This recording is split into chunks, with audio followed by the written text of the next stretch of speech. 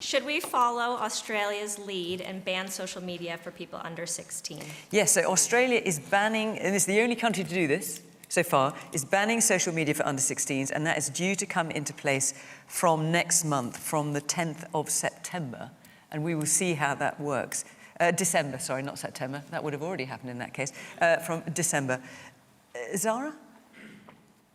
I think we need to regulate social media companies way more than what we do. We've seen legislation in Parliament that's been watered down. For example, I get some racist abuse, a lot of racist abuse, death threats, and I just know that Twitter will do, or X will do. But what about the question? Yes. Banning social media for under 16s, which is obviously a big step. But I think it's a conversation about social media in general. But what about answering that question? Should we be following Australia's lead and banning social media for people under 16?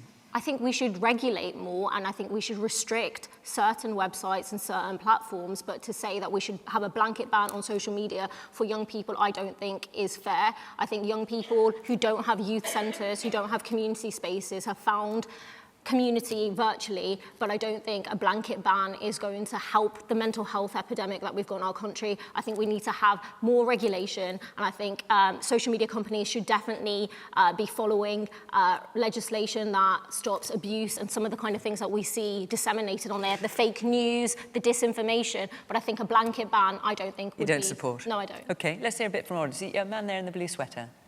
These products are designed to be addictive. Should we be having a public health campaign around the perils of social media addiction? And do you think that would make a difference? I do think it would make a difference. OK, and the woman behind you, you've got your hand up as well. I think the genie's out of the bottle now, and it will be terribly difficult to change that. I think more regulation is a good idea, but I think banning it will be extremely difficult. OK. Man here in the glasses. As someone who is close to that age category, I am 19. That's exactly why I picked you out. Aha. I wouldn't necessarily say yes or no to it now, but I think something needs to be done to find out what the consequences are of social media.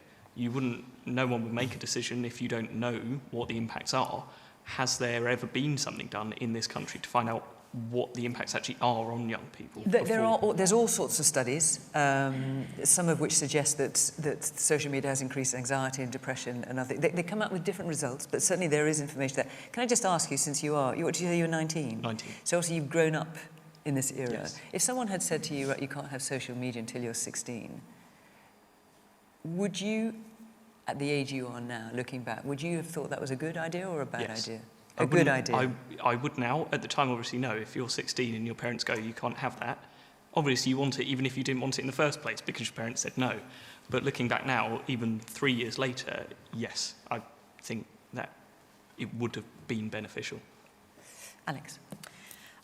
I agree with the lady at the back. I think the genie's out of the bottle here, and just banning something isn't going to work, especially for teenagers and kids who would be able to get around this quite easily. Look, what this is about is ensuring that we do have proper, effective regulation in place to keep children safe online, first and foremost.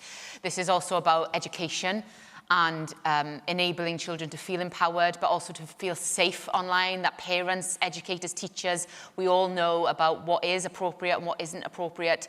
And ultimately, it's about ensuring that we're all sort of responsible in this. We've all got a part to play here. I want to make sure that my own children are growing up with those youth clubs, that they have safe spaces that are not on a screen, whilst recognising that these places can offer comfort and support to children as well, in a way that they don't have it. They can find their communities. But this is all about making sure that we get the balance right. You can't just ban something and make people think that it's going to stop. It has to be backed up. Well, obviously that's what with regulation and that. That's what Australia's trying to Well, do. I will be interested to watch what happens in Australia and whether or not it works. I mean, good luck to them, but I can't see it being realistic.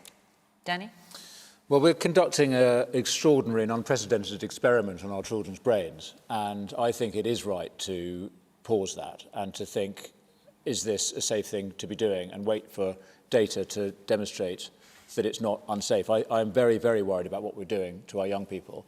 I think the issue is probably with the hardware. I mean, it's the fact that you have the internet in your pocket, whether you can age verification for different social media sites. You've just got the internet there. I think it's very, very harmful. So my instincts are in favour. Nevertheless, recognise it's a challenge. I mean, remember, all the indicators of the things we used to worry about 20, 30 years ago about, teenage violence, drugs, alcoholism, joyriding, all the things when the kids were on the streets fighting, teenage pregnancy, all of those problems that we used to worry about, all of those indicators are down because now we have young people in their bedrooms basically experiencing mental health problems. So we've swapped one problem for another. So let's not just assume that by banning it, which again, how do we do it effectively is a big question, but assuming we could, what are those young people going to do? How are we going to bring them up in a way that actually helps them to socialise and to grow up well? That is a bigger social challenge about how our families work and how our communities work. And I think we should be thinking about the health and well-being of children and young people growing up in our communities now, rather than just whether it's a question of the hardware. But yes, I'm very opposed to the proliferation of social media among young people. And the online harms bill, which has been taken on by the Labour government but was introduced by the Conservative government, obviously when you were a Conservative, I presume you supported it then. Reform now does not support it. So have you just changed your mind? Well, I only half supported it, to be fair, but I probably voted for it because that's what you do as a MP following your party. I think there are real concerns about free speech and about the regulation of the internet. But my concern is, with discussion here is about young people. I think we have to let older people make their own minds up. But really, they need to be brought up. So you would scrap the Online Safety Act, well, which has brought in protections on extreme pornography, child sexual abuse, intimate image abuse, ensuring that our children aren't subjected to illegal material online. You would scrap that? No, I wouldn't, Alex. I would not scrap that. But that's your policy. No, our policy is to reform it, to ensure that free speech is protected. Yes, you're absolutely right. There have been some real benefits. It's a testament to that bill that we've seen real improvements in access to pornography in particular. That doesn't necessarily have to be done at the expense of free speech. I've not got long, and I need to get you in, Ken, but I just want to... Yes, there's a man over there with glasses, yeah. Yeah, hello. I've got the real honour of being a head teacher in West London, in Feltham, of a secondary school. So this question is really on my mind. I think we should ban it. I think it's unbelievably dangerous. But what makes me feel really optimistic is children are actually opting out of social media. So they are making that decision to not use it. In fact, the age group that are using it the most are 30 to 45. And for all the kind of doom and gloom that we've heard today, I've never been so optimistic because our young people will be in those seats. I have the utmost respect for all politicians, but they will be leading this country. They're not taking their news from social media. So I just want to assure everybody that the kids are okay and we are going to be okay. Thank you. Thank you. I am optimistic is not a phrase we often hear on this programme, and it makes a very pleasant change. Now, Ken, I was told that you don't even have a mobile phone, so I don't know how involved you want to be in this conversation. I've got one, but I stopped using it. You stopped using it. Should we follow Australia's lead and ban social media for people under 16? Well, I have to be careful not to be an old fogey because I've just never entered the digital age. I just can't see the point in being rung up all the time as I walk around. My instincts, rather simply expressed, my instincts are in favour because I'd simply... In favour of the ban? A ban. Yeah. But I think now I would wait to see what the evidence is for Australia as they've done it. What worries me is the change in the social relationships and social developments of our children. I find it incomprehensible that anybody of any age can spend literally hours each day studying a pad with exchanging views and insults with people they don't know. And I'm sure that would have a harmful effect upon anybody.